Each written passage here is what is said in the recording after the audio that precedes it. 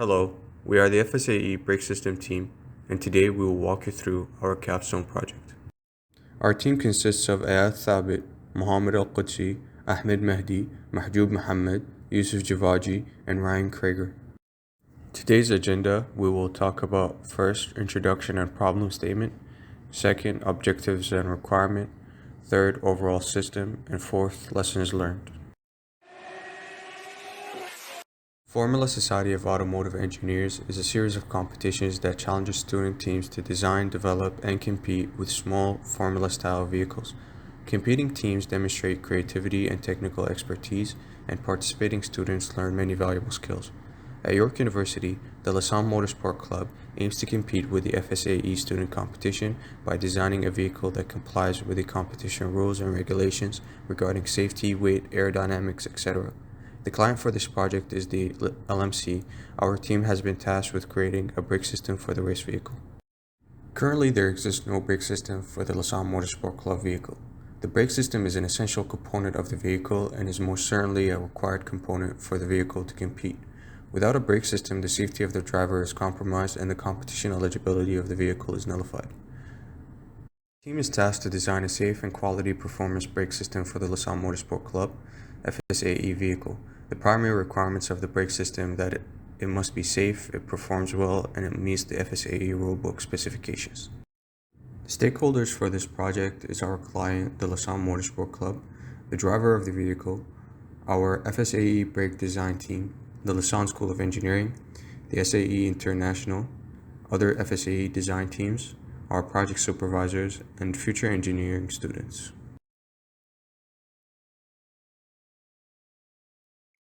This competition-based project is one of constraints. The requirements that our design was iterated against were sourced from the FSAE 2020 rulebook. In order to qualify as a competition submission, all rules outlined in the rulebook must be followed. Some of the major rules, such as having 2 hydraulic circuits and having the capacity to lock all of the 4 wheels, are about performance characteristics. Others have to do with the material of some of the components, such as the brake pad, and the control of the system to ensure safety by appealing to norms in vehicle operation. The assembly must also be compactly designed and remain above the floor of the chassis to minimize the risk of damage from external sources such as interference with the road or obstacles on the road. Finally, a brake over travel switch must be installed such that in the event of brake failure, the ability to burn more fuel is removed.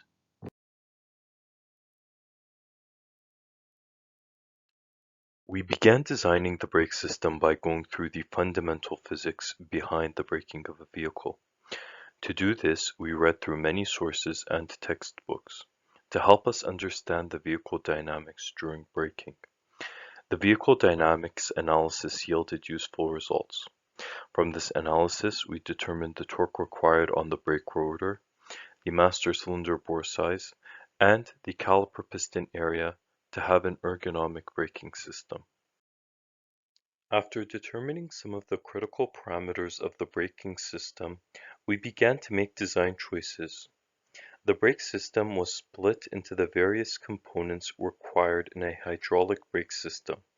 It is important to note that the brake system is limited by the FSAE rulebook. For example, the brake system cannot be power assisted or have an ABS system. The components selected were mostly off-the-shelf components as requested by the client. However, some components were custom designed as to save money and increase performance. The components were designed and selected on the basis of compatibility with the current vehicle design and the vehicle dynamics analysis. Here we can see the brake system components of the design process outlined in the previous slide assembled. On the left, the rotor and caliper assembly can be seen. The rotor is a floating rotor designed to reduce warp, and the caliper is an off-the-shelf Wilwood brake caliper, which is fixed onto the knuckle of the vehicle. On the right side, the complete brake system can be seen assembled to the current vehicle chassis design. On each of the 4 wheel locations, there is a rotor assembly. In the photo, the master cylinders, brake pedal, fluid reservoirs, brake line, and all other small components can be seen attached to the vehicle. The main testing method used in this project was simulation testing. 6 simulations were performed for each of the 6 components of the brake system. The tests performed include the brake pedal stress test, the master cylinder functionality test, the bias bar stress test, the brake caliper integrity test, the rotor and pad wear test, and the brake rotor thermal stress test. We finished the brake design early on at the end of the first semester. Since the FSAE team does not have much of the vehicle built, we wanted to offer them something novel that will continue to inspire future Lassonde students and will be of benefit to the motorsport team. We also figured that this would help promote the team to manufacture in-house brake rotors to experiment without the need of a fully functioning vehicle and be able to further develop onto the brake design that we have done. We predict that the braking design will change significantly as more parts of the car are introduced. For example, aerodynamic structures to provide downforce that can change in how the vehicle brakes. As with any project, requirements had to be set throughout the project to ensure that everything works according to plan and functions as needed. Some of the most important requirements we needed for the system will be explained. The coupling, motor shaft key, and any mounting plates need to be capable of withstanding the 87.4 Newton meters of brake rotor lockup torque exhibited on the motor hub. To power the brakes, they must be operated by a single controller that can be measured in order to find out the required driver input force to lock up the wheels. Since the three-phase motor will be used, the system needs to be supplied with three-phase power. And finally, the superstructure must be made of high-strength materials to reduce any likely major failures, keeping the system intact. They are the last thing we would want failing, so we're going with the if in doubt, make it stout process, as steel is cheap. The system comprises of these main components. There is the brake pedal, master cylinder, and pressure sensor, which is hooked to an Arduino. There is also a braking caliper, which applies force onto the rotor, which is driven by a 3-phase 1 horsepower motor transmitted through a motor hub. The operation begins with the motor being powered on through the Arduino relay units. The brake pedal is then pressed whilst monitoring the transducer converted Newton force on the monitor screen as received by the Arduino.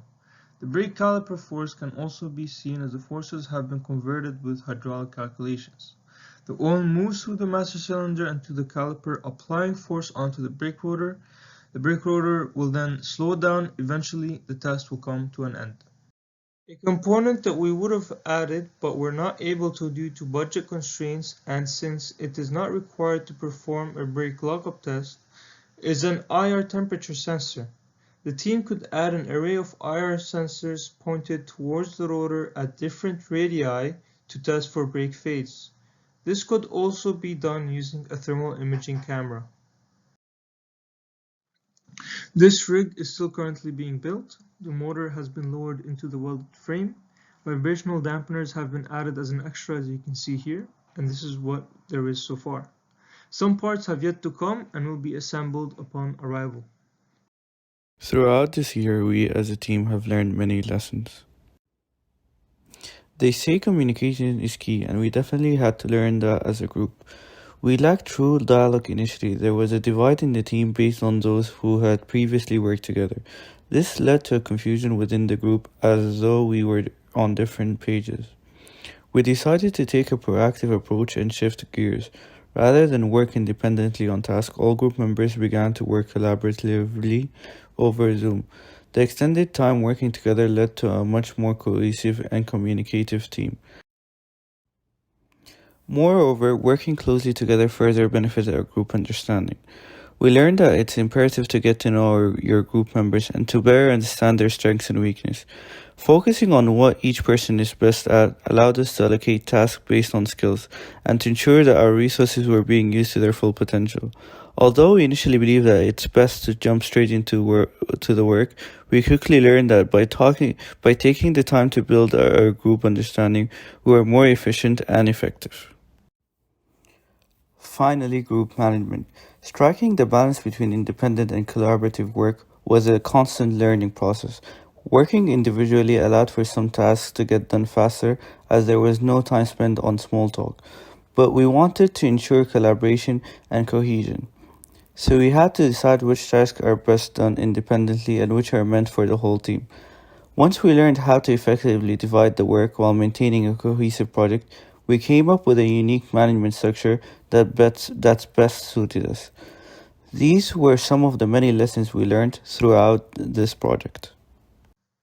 To bring things to a close, we have created a full work report of instructions, assembly, maintenance, and step-by-step design process for the FSAE team to run through, whether they wanted to change part of the design, create another braking system for a different car, or use it as is. We also are in construction of a braking test fixture for them to test their brakes before competition, and since there is no complete vehicle yet. We hope this contribution inspires future Lausanne students to work with the team and help drive things forward.